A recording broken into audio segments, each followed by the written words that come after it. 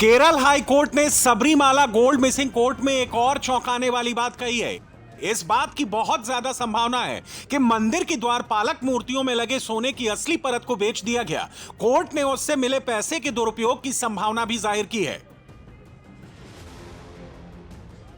दरअसल 9 सितंबर 2019 को एक ईमेल उन्नी कृष्णन ने देवसोम बोर्ड के चेयरमैन को लिखा था। उन्नी कृष्णन ने चिट्ठी में लिखा था कि मूर्तियों की पॉलिशिंग के बाद कुछ सोना बचा है, वो इस सोने को बोर्ड की परमिशन से एक गरीब लड़की की शादी में भेंट स्वरूप देना चाहते हैं। इस चिट्ठी से अदालत ने यह ऑब्जर्वेशन किया कि द्वारपालकों की स्वर्ण जड़ित ओरिजिनल मूर्ति को बेचा गया। धोखाधड़ी में शामिल लोगों ने उस पैसे का दुरुपयोग किया। रिपोर्ट के मुताबिक सबरीमाला में करीब 7 करोड़ की कीमत के सोने की हेराफेरी हो सकती है। केरल में सोने की चोरी पर सियासी सीनाजोरी शुरू हो चुकी है। बीजेपी ने केरल सरकार पर आरोपियों को बचाने के आरोप लगाए हैं। Court found that the Dwarapalaga sculptures, which was taken away to Chennai for polishing the gold, was not gone to Chennai. In Chennai it was reached a fake mold of copper only. And court found that the golden Dwarapalaga Shilpa was sold to a purchaser.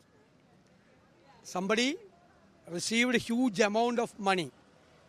That means the Dwarapalaga Shilpa of Sabarimala was sold in a huge price. That the Devasam board was aware of this thing in 2022 itself.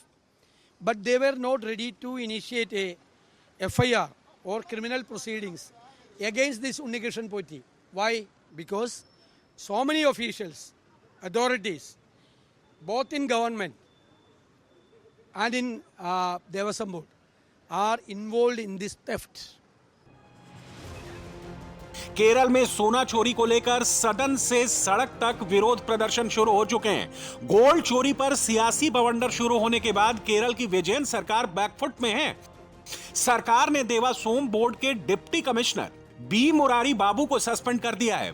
Murari बाबू 2019 से ही सबरीमाला मंदिर के प्रशासनिक अधिकारी थे। आरोप है कि उन्होंने ही द्वारपालकों की मूर्तियों के वजन को लेकर गलत रिपोर्ट सौंपी थी। बीजेपी के निशाने पर मुख्यमंत्री विजयन है। बीजेपी के आरोप हैं कि उनकी नाक के नीचे सबरीमाला का खजाना लूटा जाता रहा और वो तमाशा देखते रहे। एसआईटी में भी विजयन के मातहत अधिकारी हैं।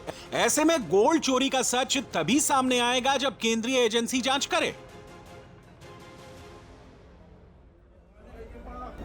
Shabarimala temple's sanctum sanctorium. Parts of that sanctum sanctorium has been robbed, has been stolen by some people.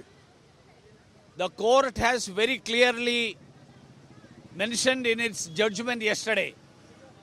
But unfortunately, the court has entrusted a officer under the Kerala Chief Minister. I suspect and I am doubtful about the efficacy of such a investigation, because the culprits are all people who are close to the Chief Minister. One, the so-called Unnikrishan Poti. Second, the then and present Devaswam presidents. Third, the then and present Devaswam ministers. All these people are very close to the Chief Minister. So that's why Bharatiya Janata Party sticks on to the point that there is a need for a central agency's investigation. Sabarimala मंदिर को केरल के सबसे धनी मंदिरों में एक माना जाता है। यहां करीब 2 क्विंटल 27 किलो सोना मौजूद होने का उल्लेख मिलता है। केरल का सबसे अमीर मंदिर तिरुवनंतपुरम स्थित पद्मनाभ स्वामी मंदिर है, जिसकी संपत्ति करीब 20 अरब डॉलर से भी अधिक बताई जाती है। यहां भगवान विष्णु की एक सोने की मूर्ति है, जिसकी कीमत करीब 500 करोड़ आंकी जा रही है। आंध्र प्रदेश के तिरुपति बालाजी मंदिर में करीब 9 टन सोने का भंडार है। महाराष्ट्र के शिरडी साईं बाबा मंदिर के खाते में करीब 380 किलो सोना जमा है। केरल के सबरीमाला मंदिर की मान्यता पूरे दक्षिण भारत में है। हर साल करीब 5 करोड़ हिंदू यहां अपनी मान्यता पूरी होने की उम्मीद में प्रसाद चढ़ाने आते हैं।